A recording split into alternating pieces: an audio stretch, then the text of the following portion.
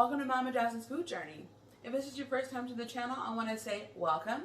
If this is not your first time to the channel and this is you returning, I want to say welcome back. Now, I'm going to take this huge cup of coffee and these eye patches for this morning. It has been a rough night of sleep, but you know, I really want something delicious. I am not in the mood to go to the drive-thru to get it though. So in this video, I'm going to show you how to make some dry food breakfast at home. Stay tuned.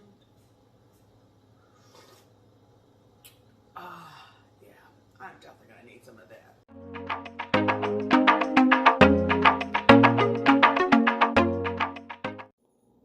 Okay, we're going to go ahead and start with some cups of flour. And adding to that, we're going to add baking powder, baking soda, and salt to that mix. Next, we're going to add in our granulated sugar. And we're going to mix all those together with a whisk. Then you're going to add in your eggs. You're going to only add in about one. This is one that's been beaten, or you can do liquid eggs. And then some good vanilla. So most pancake recipes don't have vanilla. I add vanilla to mine. I think it just adds something extra and special. And then buttermilk. You can either do this store-bought or like I did, homemade with a little bit of lemon juice. You're going to go ahead and get the batter mixed completely together. Make sure that you're scraping the bottom of the bowl for any dry patches and lumps and things like that. And then you're going to let this beastie set for a couple minutes after you beat it. So make sure that everything is activated as far as the baking powder and baking sodas. And get your pan ready. You're going to have this on medium heat and you're going to do the butter of your choice. So you're going to laugh. I actually chose Earth Balance butter spread. It is vegan because I wanted something that tasted like butter but had kind of the properties of oil, like vegetable oil. So I felt like this was perfect instead of doing the butter oil combination. And then I use these mason jar rings. I have tons of them, but no mason jars. I really don't know what happened to the mason jars. I'm like sad about it actually. But you're going to put those in the bottom and you're going to let those sit in the butter for a couple minutes. And then you are going to take about 1/3 cup of batter to 1/4 cup of batter and spoon it into each one of the molds. Then you are going to get your favorite maple syrup and you're going to squeeze that into the middle. So you can do this a couple ways. You can do it like I did it and just squeeze it in there. And you could put a little bit more batter on top to seal it. But I was being ultra lazy and just did it this way. So then the batter kind of forms around the syrup.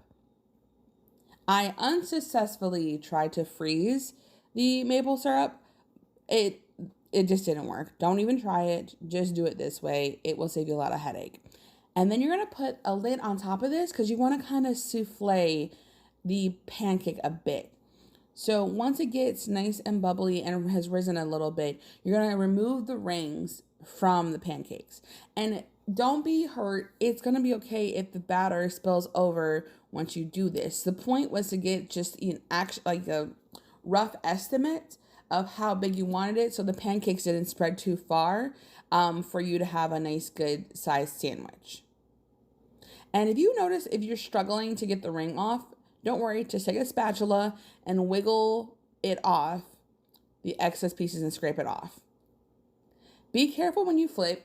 It's still going to be very souffled, and because of the syrup, it might have like a cave in it. So tilt the pan, adjust the spatula, and just be brave. Like I said, these are not going to be perfect, but they're going to be delicious. It's not going to be pretty, but it's definitely going to be delicious. Now, you're going to go ahead and get these out of the pan and onto a plate just to be kind of in the wings while you get the rest of your ingredients done. Now, because I like to free up stove space, I actually decided to do a couple things. One, that is to bake my sausage patties. So they puffed up really nicely. If you want them flatter, you just push them down. But I wanted them to be really have a good height to them because I wanted this to be a big bite sandwich. The second thing is you're going to scramble your eggs. Everyone takes their eggs super different. My husband, in comparison to me, he likes his hard scrambled. I'm more into a regular scrambled or a soft scrambled. So I did a compromise of both. I did the soft scrambled and then I set mine aside. And then I went to hard scramble his. Now it's time to assemble the sandwich. So I got a nice fancy plate. Put my first one down. Gonna grab some of that egg mixture and put that on the bottom. The struggle was real. I don't even know. And this is for myself, so I'm okay with being a little handsy in this case. If not, and you're preparing this for other people, please wear gloves. And definitely wash your hands. Oh my geez. I can't, like, the fact that I have to say that, it just makes me a little sad. But you're gonna grab your sausage patty. You're gonna put a good piece of American cheese right over the top of that. And then your other slice of the bread. Now, this was fantastic. I am definitely going to keep making this, then going to the drive-thru until they bring my bagel sandwich back. Bring my bagel sandwich back. I'm holding it ransom. Okay, ta-ta. Enjoy breakfast.